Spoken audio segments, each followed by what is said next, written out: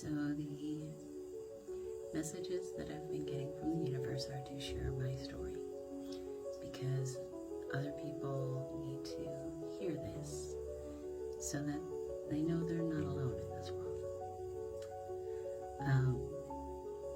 At one point I had started kind of writing a story, but it was just the beginning of an anecdote about when I was in college. And I wound up having to stay an extra semester because I was 7 credits shy of graduating on time. So I wound up graduating in the fall of the next year, of that next semester. But one of the classes that I needed to take, the only 3 credit class that I needed to take, was an English class, and I took literature. And the professor was kind of a throwback hippie kind of guy. And because I wound up taking this over this summer, and working in the same town where the school was, so that I could just complete my degree, there was a story that they had us read for literature class. It came out of one of those big, thick books of multiple stories and poems and all this other stuff. And the story is called The Death of Ivan Ilyich. Now, I went in to read this story and was assigned, had to go through it, and the fun part about this class was because it was a summer class, we had several of the townies in the class, so there's probably about 3 of the actual university full-time students there, and the rest were townies wanting to take a class to better themselves. And so we get into this, and I go and I try to read through this story, and it's so boring. It's decidedly boring. It's this man who works as an accountant or something similar. It's set in the 1800s or something. He's married to this wife who, spends all the money and has nannies for the kids, and it's just and he bemoans the fact that it feels like he doesn't have much in his life. While he's got the wife, he's got the kids, everything society has told him he should have, a good paying job. And he's feeling very unfulfilled. And then he finds out that he has a terminal illness. And then he bemoans the fact that he's going to die, and it seems like nobody cares.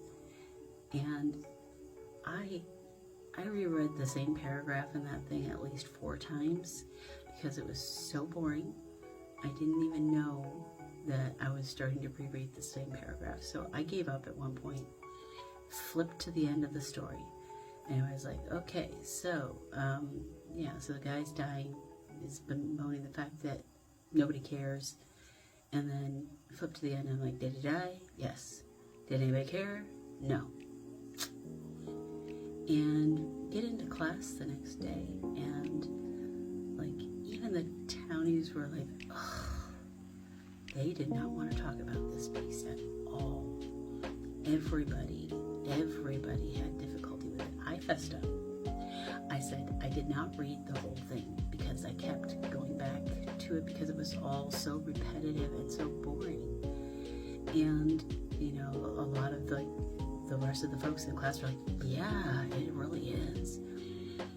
And same thing I just said. It's like, okay, skip to the end. Did he die? Yes. Did anybody care? No. And the professor's got his feet up on the desk at this point, with cowboy boots on, and being very philosophical, I suppose. And he goes, so this story is about 40 pages long. It's the anatomy of a wasted life. Somebody who didn't do much of anything with their life. Nobody cared what they did with their life because they didn't do anything special. And he flipped the book and he's like, so it's about 40 pages long. He's like, would your 40 pages read differently And I thought about it, and even back in college, which has been a hot minute, I was like, yeah, it would. I had already been leading quite an interesting life. I mean, part of the reason I was there is I finally finished my degree. I got a Bachelor of Fine Arts in Music Theater Performance. And I mean, I went on to, hold mundane jobs, things like that, pay off debt from school. I did eventually move to a big city, Chicago, so that I could pursue acting. And then found out right away that I'm the type of person who's too much of a klutz to walk around without health insurance. And the arts don't come with health insurance. So I developed my own path for stability, I guess is the best way to put it, where I was still kind of following along with what I'd been told I was supposed to want in this life. And it didn't really turn out that way for me. Everything that I was told, growing up, it's like, you go to school, you grow up, you get, meet the person you love, you get married, you have kids, and then you make sure that they, follow the same pattern, basically, wash, rinse, repeat. And I didn't do that, not even close. And I've had plenty of challenges. I have had plenty of heartache. I have learned so much about myself, and that's in just the past 3 years. So, what I had started writing once upon a time called My 40 Pages, I think I'm just going to put that into this and share my story, because I have been told multiple times that it is imperative that I share my story. So, I don't know if anybody's even going to watch it or care, but I do hope that it's helpful to some people to know that you're not the only one. Because a lot of the things where people are showing hatred, and I cannot understand why people are showing such vitriol and hatred towards their fellow human beings.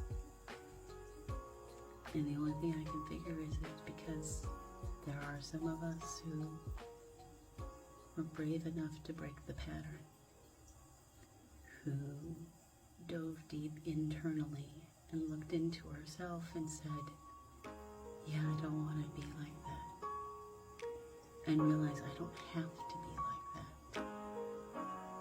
It is a valid choice to make your own way and embrace the gifts that you've been given.